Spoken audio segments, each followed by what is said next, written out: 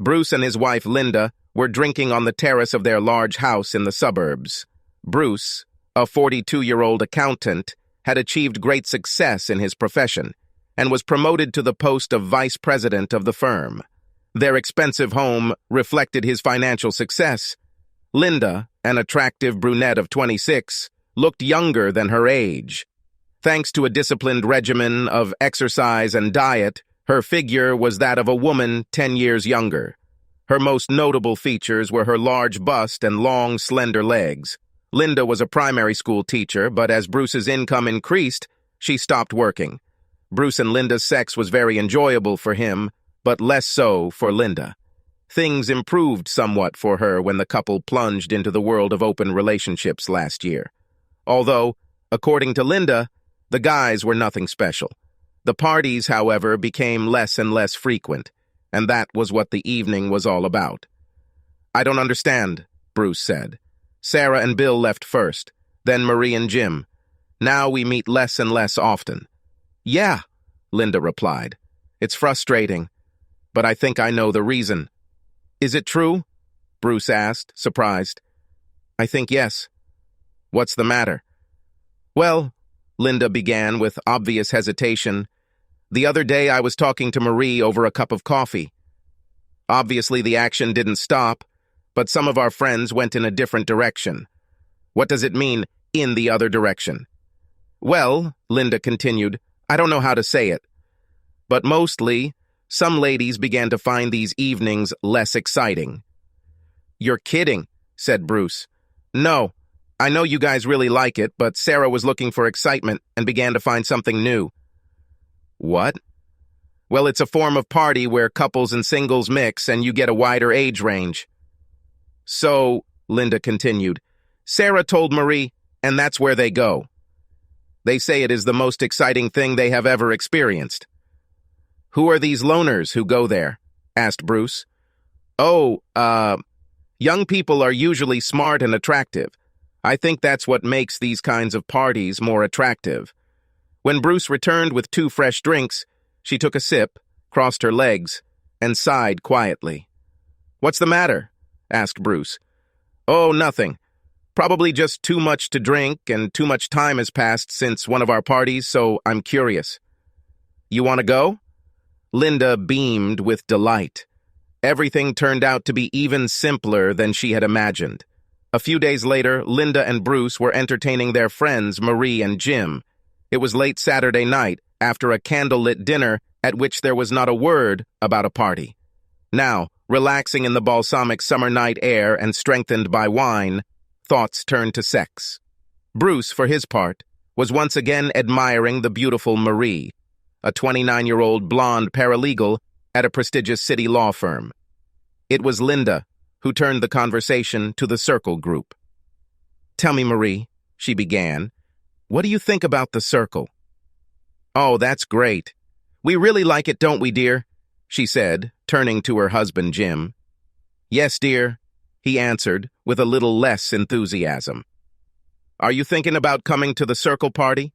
she asked Bruce and Linda.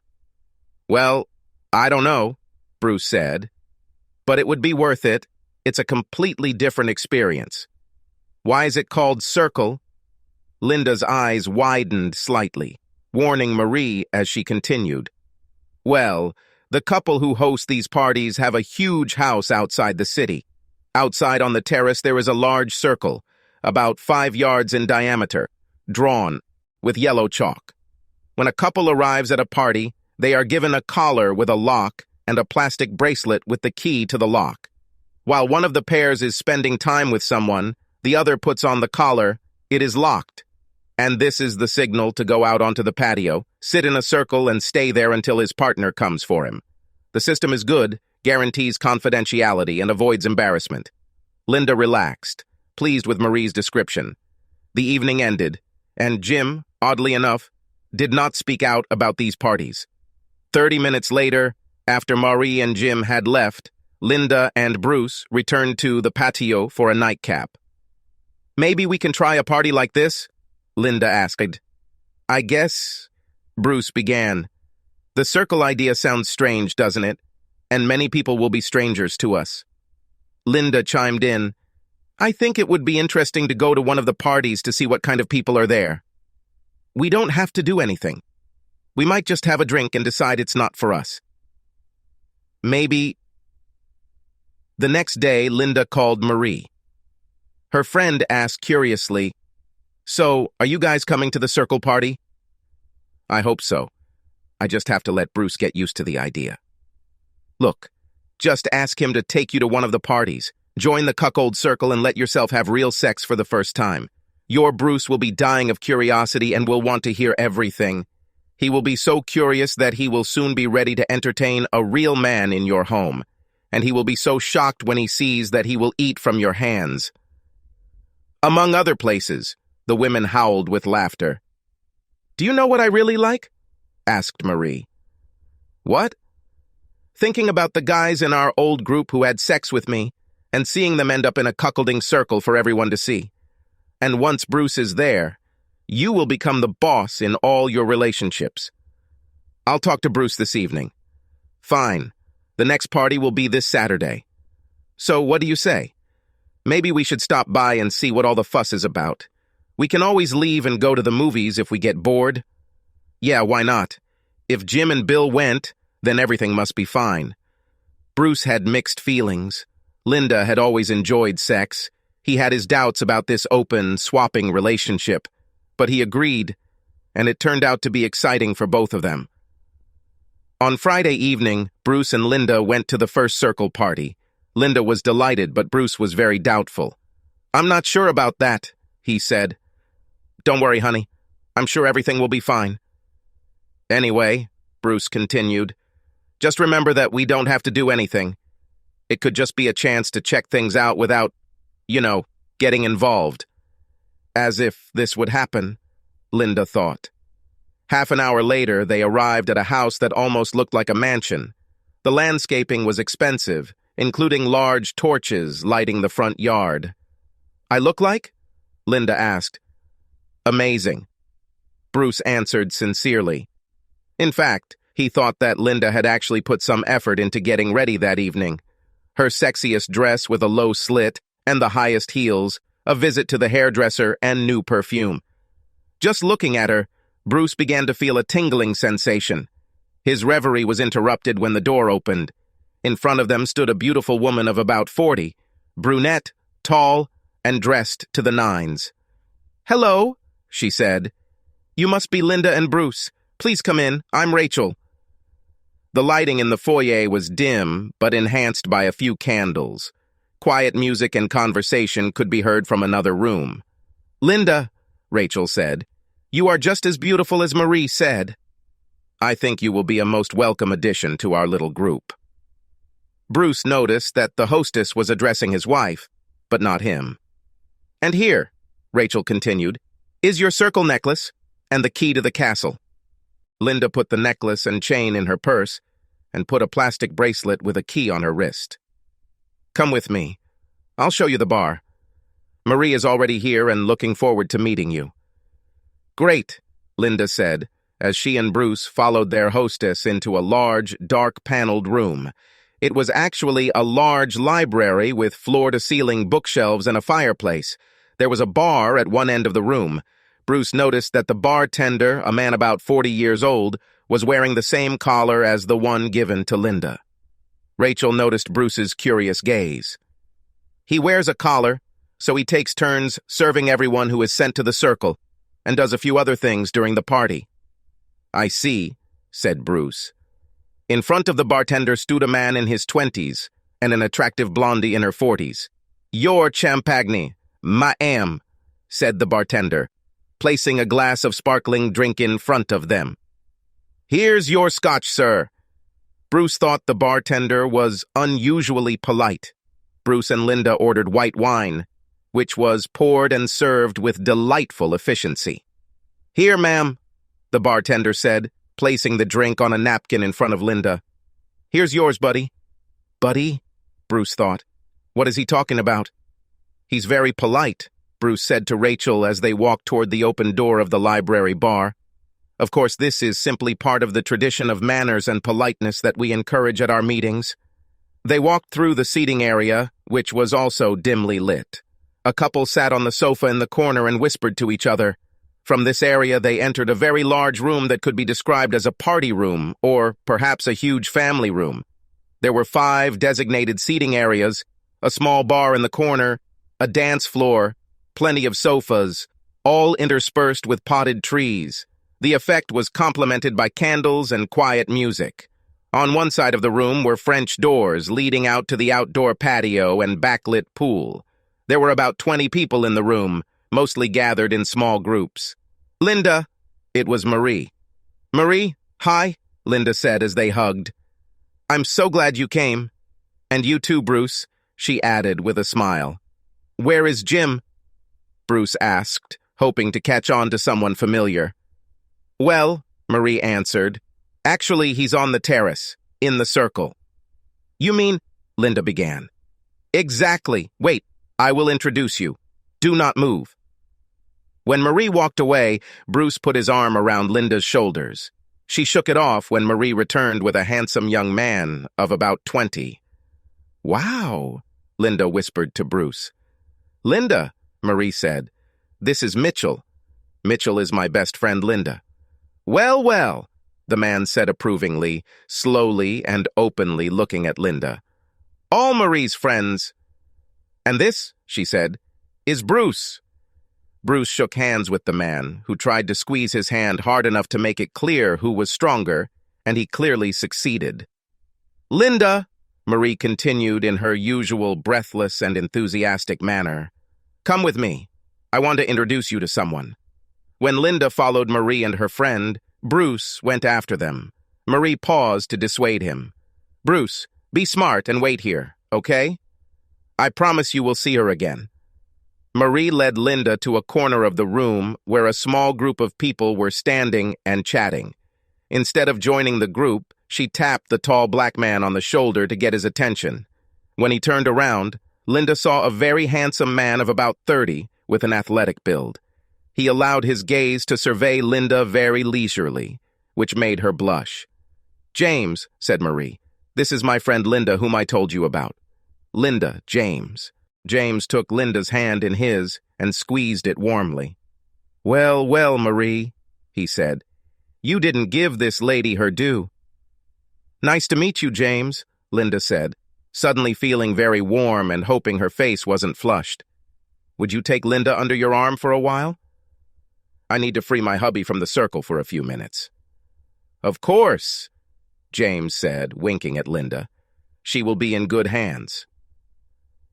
After Marie left, Black Adonis led Linda to the love chair across the room and sat down next to her. Linda felt the warmth of his legs pressed against her and took a sip of champagne.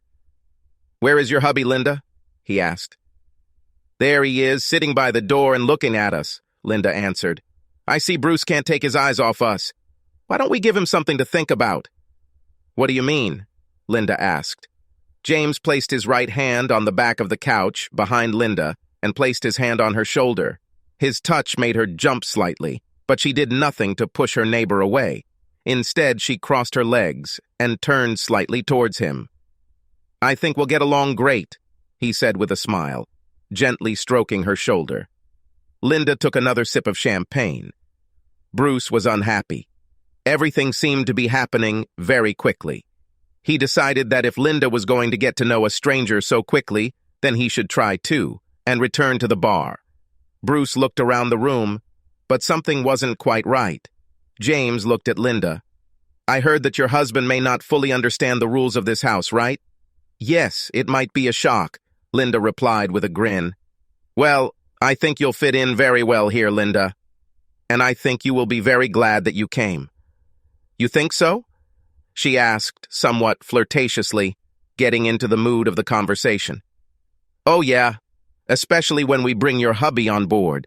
We should put a collar on him from the outside until he sorts out his affairs and objects. I hope I am not mistaken that you will become the happiest lady before this night ends. I want to be sure that you will come again. Let's see." He slowly brought his face closer to Linda's. She knew he was going to kiss her. It seemed like an eternity passed before he touched her, and a variety of thoughts raced through her head. How will Bruce react? How will she react? Will this happen? Does she want this? She answered the last question in the affirmative. Then his lips touched hers. Even though there were many people in the room, it didn't matter to her. His gentle kiss only helped her make a decision. When she felt his tongue probing her lips, she immediately opened up to meet him. She moaned softly as she began to fully participate in the kiss, pressing her mouth to his. There is no turning back. She felt her pussy moisten and realized that she was going to give herself to this man. When their kiss ended, Linda was almost out of breath from the sensations coursing through her body. If he does everything as good as kissing, she thought, then I definitely have problems. I think it's time I introduced you to what this club is all about, don't you? What do you mean? I think you should put this collar around your hubby's neck and send him to sit in a circle. Linda got up and found Bruce at the bar. Hi, honey, she said. Are you having fun? Am I having fun? Well, it seems so, he said with a hint of bitterness in his voice. Do not be like that. We agreed to try it. I hope you don't mind if I... She took the collar out of her pocket and reached up to place it around his neck. Honey, is this necessary? Shh. Now turn around so I can secure it. He did as she asked, and heard the small lock close. I hope it's not too tight. Perhaps it was the strange sensation from the collar that brought Bruce's consciousness out of his slumber. Everything started to feel very wrong. Looking around more closely, he noticed that there were definitely more men than women, and there didn't seem to be as many single women among the young, fit guys. Then he noticed that only men were sitting in a circle on the street, and their wives and young guys were heading towards the stairs. Damn, he muttered. They're taking me for a fool. We're leaving. Linda replied. What? We just arrived and I want to spend some time with James. You knew from the very beginning what it was. How long have you and Marie been planning to trick me into coming here? Just close your eyes. You just need to get used to the idea. I'm not going to get used to it. You'll get used to it. Jim and Bill got used to it. We've both had sex with other people. This is no different. Very different. It involves humiliation and disrespect, and you have already lied and weaved behind my back. I bet you and your new boyfriend were giggling at poor naive Bruce offering his wife to other men. I have no idea what Jim and Bill are thinking, but I'm not them. You know that I won't agree to this, otherwise you would have told me earlier. The parties are aimed at married women. It's really nice that Jim and Bill are so supportive of Marie and Sarah. This is true dedication and self-confidence. It seems to me that the parties are more focused on guys using married women for their own pleasure. That's bullshit. If you really loved me, you'd let me do this and we could continue our happy, supportive relationship. Linda smiled triumphantly as her husband's eyes dropped downwards. After what seemed like an eternal pause, he looked into her eyes. That's the problem. I love you and thought you loved me.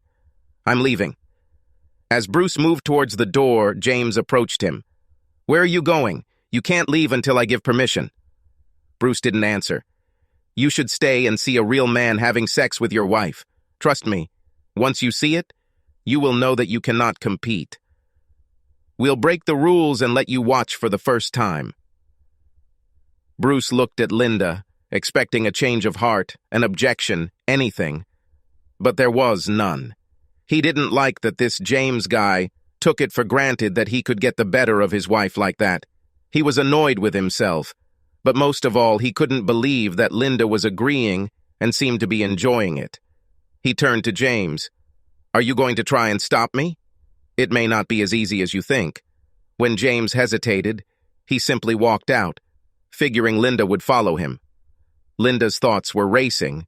She knew that she had to leave with Bruce, run after him, and try to improve the relationship.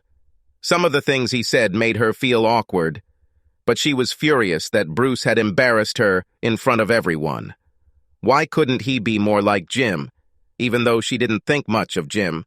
Sarah and Marie were suddenly nearby, chatting incessantly, confirming how unreasonable Bruce was. What she asked for is quite reasonable. It does not harm anyone. Linda wasn't so sure, but she stayed, listened to the barrage of advice, and didn't follow him. James approached her. Don't worry. Sometimes we have this initial reaction. He'll come to his senses. Just leave him for a few hours to calm down. You can still get what you came here for, but you can deal with Bruce tomorrow. Let's go upstairs." She hesitated, but then accepted his offered hand. A few minutes later, Linda stood in the center of the room, and her future lover James sat in an easy chair and looked at the sexy wife who was about to become his. He always liked the first time best, and a fight with his husband made everything even sweeter. He wondered if she would be scared when she saw his huge manhood. Would she scream or cry? In any case, he was sure that she would become a convert, and he was looking forward to this moment. Linda, meanwhile, tried not to think about her husband, feeling giddy at the prospect of undressing in front of a stranger. She reached behind her and pulled the zipper down on her dress. She desperately wanted to impress. Although the fight had ruined the anticipation and excitement, she was sure she still wanted it. Shrugging, she pulled the top of her dress down to her waist, revealing a lavender bra that barely contained her breasts. "Oh, baby, you make me very happy," James said. "I just know that you and I will get along great." It occurred to her that Bruce had helped her choose this dress. "Let's see the rest." With these words, she let the dress fall to her feet. She tossed it aside and stood with her legs apart and her hands on her hips. James saw an appropriate garter belt, panties, and black stockings. Linda reached behind her, this time to unclasp her bra.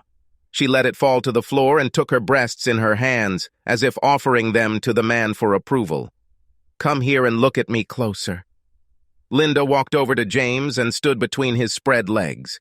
The sensations were beyond her strength. This was just the beginning. She put her hands on his head and pulled him towards her. But annoying images of Bruce kept flashing through her head. James lowered Linda to his knees. She could no longer even pretend to be at ease as she had been before. James smiled and pulled down the zipper of his trousers. "I think you'll find it was worth it," he said with a seductive smile. "Get him," he said softly.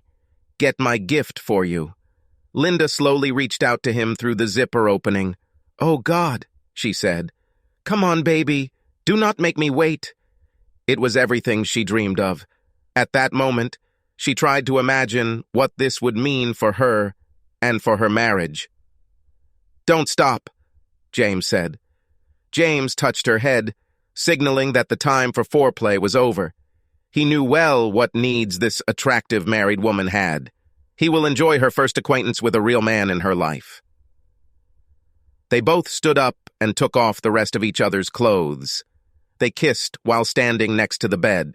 She couldn't help but compare it to Bruce's kiss, but this kiss was purely sexual, without any tenderness. They moved onto the bed. "Please, be gentle," she cried. James had no intention of being gentle. It hurt. It hurt a lot. She probably deserved it by treating Bruce the way she did, but she tried to put him out of her mind again. Linda was completely absorbed in her desire and feelings that she experienced for the first time in her life. Even under such circumstances, she felt momentarily guilty towards her husband, but this feeling soon passed. Finally, both relaxed in each other's arms. Something seemed missing, and the image of Bruce came flooding back so suddenly that she panicked. Linda stood up and began to get dressed. James, looking at her, suggested that they take their time and give themselves one more run. Linda didn't like this phrase. It seemed cheap and easy to her. She hurried to get dressed and return to Bruce. She felt very embarrassed. She liked the sex, but it turned out to be more painful than she expected. It wasn't as good as her friends thought it would be. Maybe she just needed to get used to the extra size. Bruce ruined everything. If he hadn't left, she wouldn't have continued to think about him. She didn't expect to think about him at all. This was supposed to be her night. James spoke up. "In 2 weeks, you and Bruce will come to the next party." "Hope so. If you have any problems with him, contact me. I can come to you, show him a new situation, and make him realize the inevitable." She left the room and ordered a taxi from the bar. On the way home, she looked forward to cuddling with her husband and getting into their cozy, warm bed. Bruce burst into his car, his world crumbling around him. Despite his rage, He managed to wait before driving, partly to calm down, but mostly because he expected Linda to follow him, and again he was disappointed by his wife's actions. He drove home, trying not to think about what Linda might be up to, and failing. He realized that the collar was still on him and tried to rip it off, but it would not budge, and he felt ashamed. Why didn't he get her out of there? Maybe he is a weakling. Maybe Linda saw something in him that he didn't. His mind continued to race, trying to hold on to any coherent thought. He ordered himself to breathe and think. This helped. Having calmed down, he began to consider the possible options. Ignore, accept, divorce. Until tonight, he really liked his lifestyle. God, where to start? Arriving home, he immediately went to the workshop and, using wire cutters, removed the collar. Just looking at it made bile rise in his throat. He returned to the kitchen and threw it on the bar counter. He went upstairs and collected his toiletries, clothes, and laptop. His camping gear was already packed and sitting in the back of his truck, ready to head into the mountains if the weather forecast was good for the weekend. He felt best in the mountains and decided that was where he needed to be now. It took him less than 10 minutes to get ready. As he was leaving, he noticed Linda's phone on the sideboard. She constantly forgot it, especially when they went out somewhere together. He thought about why she did this and decided that the phone might provide some clues. He knew her password and was able to connect the phone to his laptop and download data from the SIM card, including call history and SMS. It didn't take long. He put the phone back and left. When Linda's taxi arrived at the house was dark. Linda thought that Bruce was probably pretending to be asleep and began to fuss. She noticed his truck was missing and hurried into the house. There were no messages, just a cut collar on the bar counter. No, it can't be that he really left. Bruce literally headed for the mountains, going to one of the remote camps that he knew well. A few hours later, calls and voice messages started pouring in from Linda. He ignored calls, but listened to all messages and did not answer any of them. He thought the timing of the first call was interesting, indicating that she had spent a lot of time at the party after he left. Her messages that first evening were full of concern. Where is he? Is everything okay with him? Can't they talk? He stopped to rest and called his parents, explaining to his mother that Linda had done something inappropriate without specifying what, that he was fine, and that he was on his way. Oh, things must be bad if you're going there. Are you sure you're okay? Why not come home and we'll take good care of you? Bruce smiled. Thank you, Mom, but I need to be alone. Linda will probably call you and ask about my whereabouts. Could you tell her that I'm okay and not to go to the police? It would be beneficial. I won't say anything. She didn't like Linda, believing that she was self-centered, always focused on herself and not on others. But Bruce did not notice this, perhaps until now. Bruce reached the camp late, settled down, and fell asleep exhausted. Late in the morning, he walked onto the long trail, immediately feeling the benefits of wandering through timeless landscapes. There was something soothing about the mountains. They were always changing, but at the same time, they remained the same. They were not touched by the troubles of people, including his own. He spent the week exploring new trails and repeating old favorites. He met a lot of really nice people on the trails and often shared food and drinks with them at the campsite. Basically, these were married couples, people who, like him, loved outdoor recreation. He himself suggested routes to some less experienced people, and several people went hiking and climbing with him. At times, he had a really good time until thoughts of his wife brought him back to reality. He got on very well with the campground owners, Pete and Jen, with whom he shared a couple of barbecues. The farmers initially decided to take up camping to stay afloat financially, but they seemed to have really enjoyed sharing their home with visitors. It was the best place he had seen, rustic and right in the middle of the park.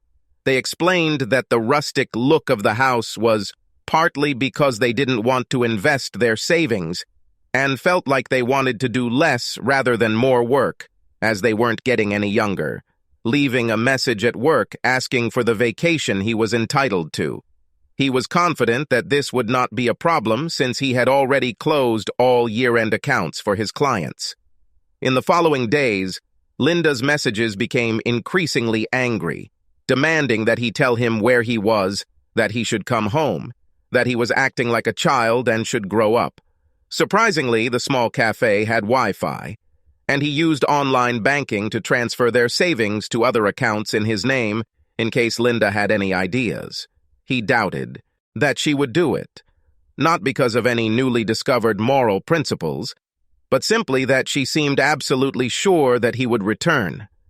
He left the checking account into which bills and spending money were transferred, so he doubted she would notice anything. A few days later, he decided to look at what was downloaded on Linda's phone. The calls seemed to be only from her usual friends, but the SMS turned out to be a surprise. It was obvious that the party had been planned for a long time. Sarah and Maria were clearly the instigators, promoting the benefits of sex and complete control over their relationships.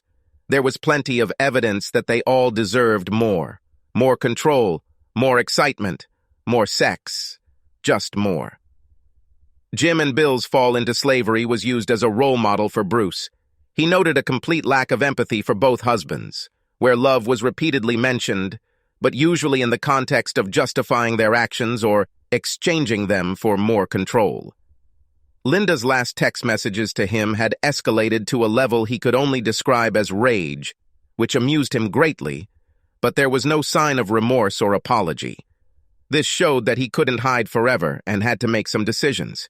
Linda was shocked that Bruce left, that he was serious when he said he was leaving. At that moment, she thought he meant leaving the party, but maybe he meant leaving home or leaving her. No, it's just funny. He just needs time to cool down, and then he'll come back to her. His camping gear was missing, which meant he was playing Boy Scout on one of his little camping trips. She called and texted, trying her best to look like a concerned wife. After all, she was concerned, but she equally hated not being able to control events. When he didn't return on Sunday night, she was annoyed and reluctantly called Bruce's mother. The response was icy to say the least. His mother didn't know if he was okay or not, but they talked. Linda asked if he had discussed their little problem and received a sharp no. But I'm sure you did something especially stupid. Linda hung up. She was furious that he had not contacted her for a week. Sarah and Marie became semi-permanent guests in the house, advising her what to do and what decisive action was necessary when he returned. Bruce was surprised when Jim called him and said that he had heard that he had left and asked him to meet him and Bill. He thought that Linda was behind this, but found that he, too, was curious about their marital relationship. In any case, he decided to return, so he agreed to meet them at a bar outside the city before leaving home, insisting that the wives not be present. Sarah told Linda the details of the meeting. She also instructed Bill about the benefits of their new marital relationship. Judging by the place and time, Linda suspected that he might return home and meet them on the way. Finally breaking through, he was indeed much more stubborn than she had expected. However, he was on his way, and she needed to prepare plans and options for his return. Bruce ordered a beer, took it to the booth already occupied by Jim and Bill, and greeted his friends. "Thanks, Bruce, but I don't drink anymore," Bill objected. Bruce was surprised. Since when? And then he could not resist, and added, "Or since Sarah said that you weren't allowed." Neither Bill nor Jim laughed. Bruce thought the reaction was strange. They always laughed at each other's jokes. Bruce continued, "This may seem a little strange, but the question is, none of you are writing this down?" He noticed Bill twitch in his chair. "Are you serious?" "Sarah told me to leave the phone on," Bill said. "Turn it off, otherwise I'll leave." Bruce was indignant. Bill complied. "What happened to you two? Now you do everything they say?" Jim lowered his head. "I think so, but it's for the better.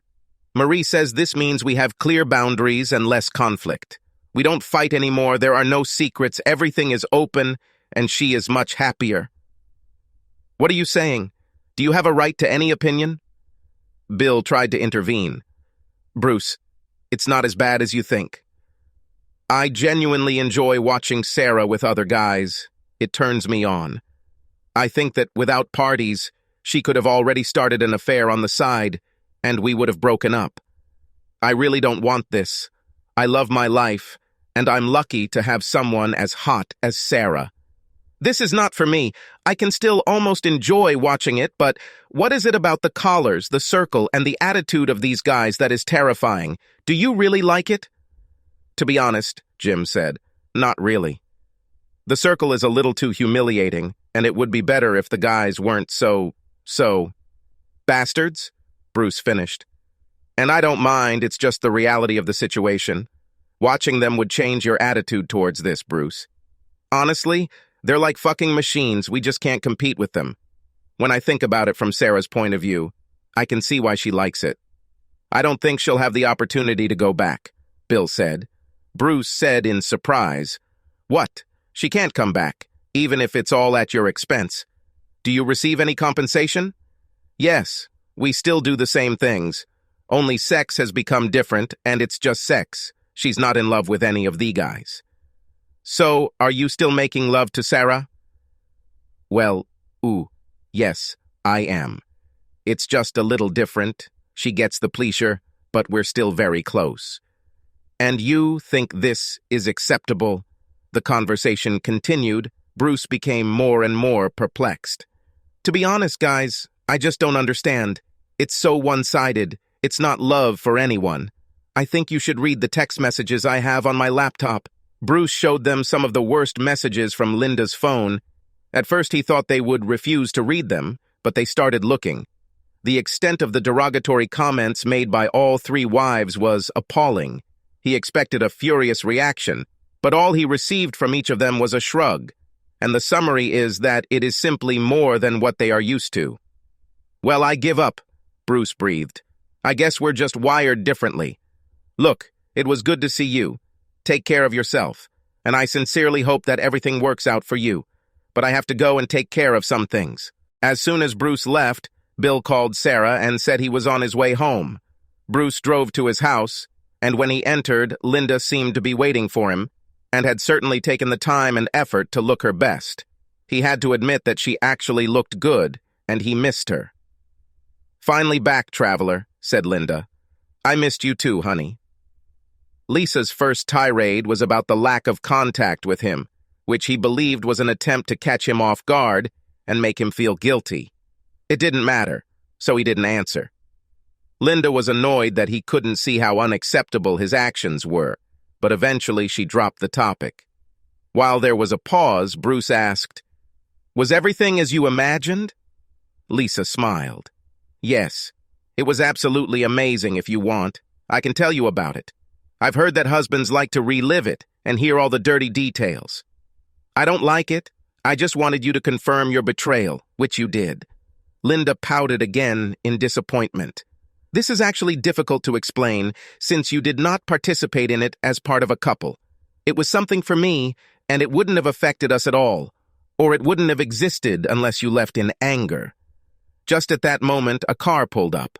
Bruce was amazed to see Marie, Sarah, and James coming out.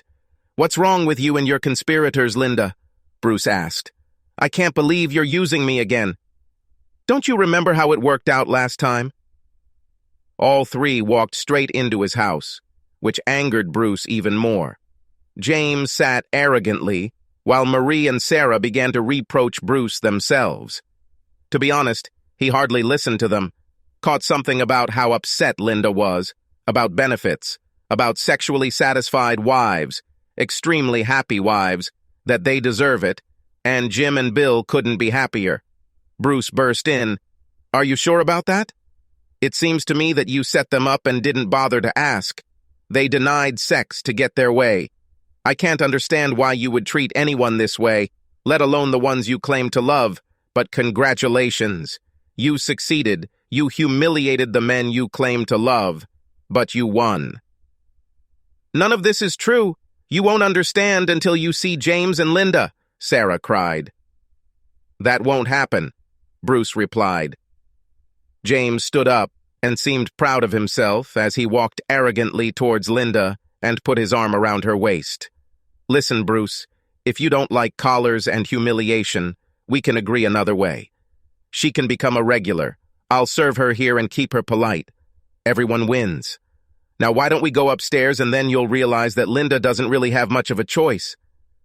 You should get out of my house.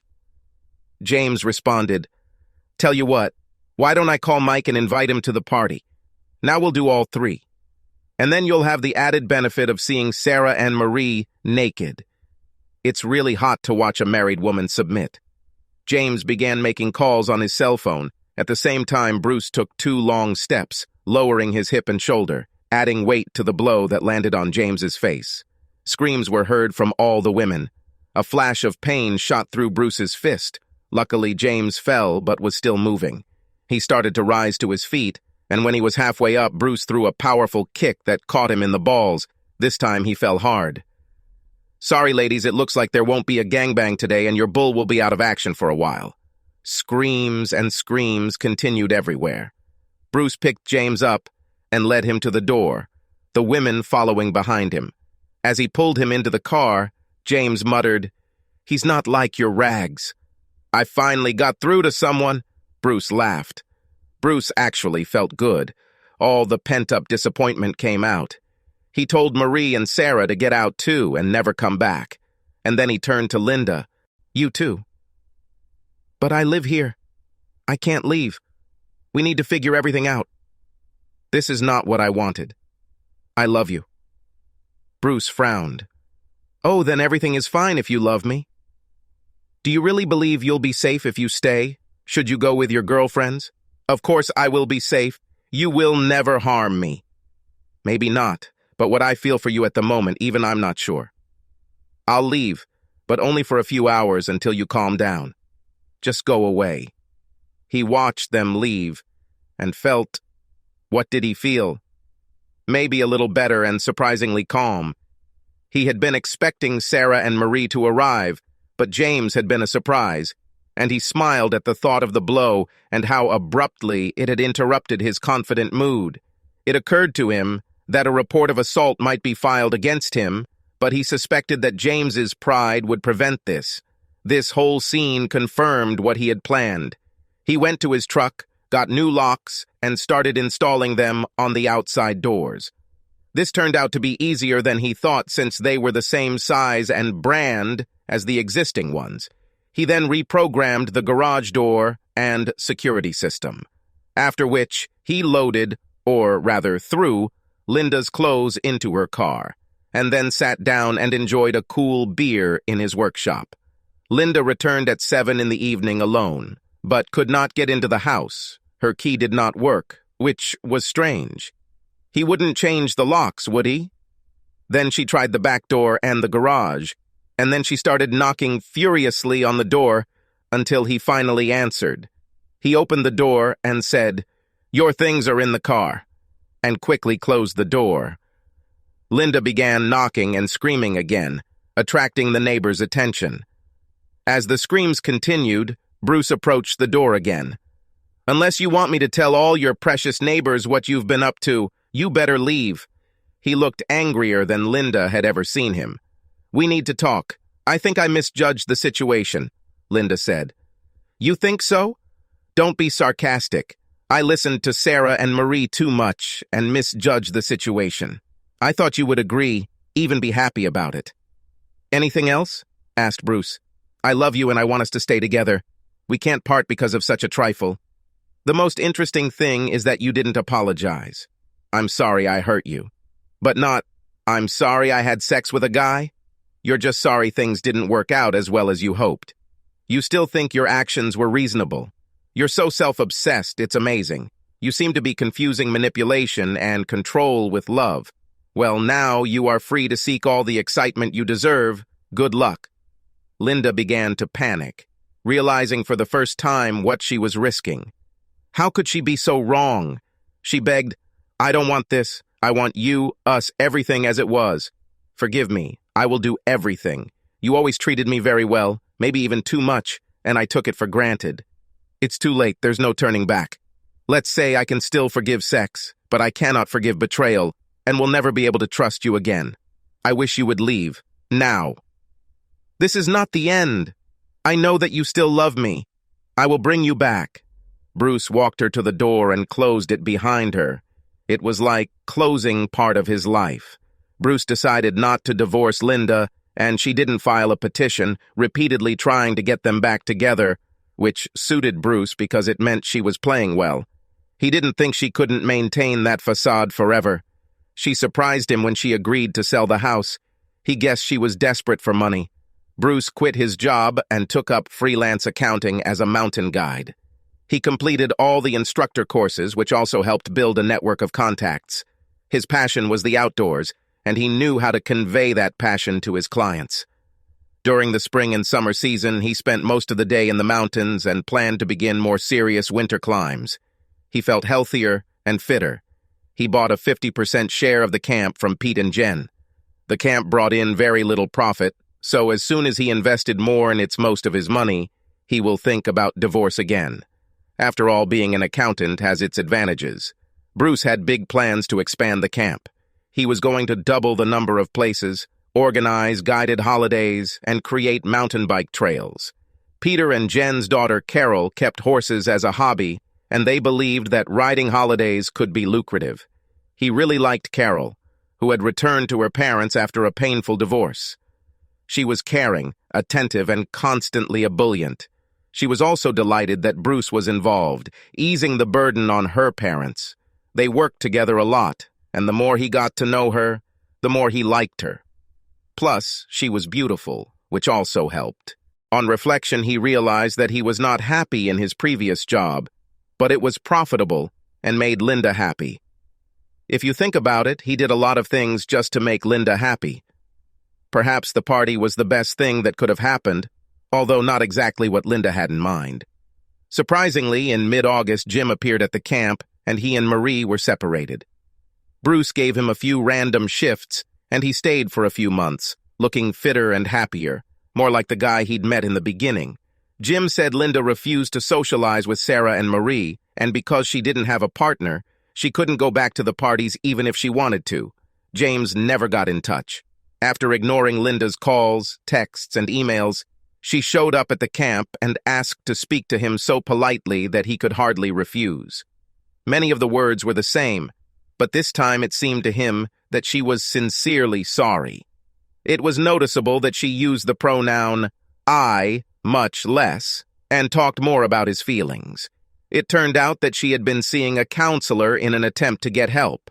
The counselor asked her to look at things from Bruce's point of view, and she admitted that she had taken him for granted and had become selfish. They talked for a long time and brought all their problems to the surface. Bruce noticed that Linda was beginning to hope that they could work things out after all. He turned to her. "You broke something that cannot be fixed, Linda, no matter how much you want it. I will not live with this mistrust. In the end, it will destroy us both." She was about to object when he added, "Besides, I met someone." Subscribe to our channel so that your second chaff doesn't cheat on you, and go ahead and listen to the next story, because this story is nothing compared to the next one. If you're under 18, don't even think about listening to the next one.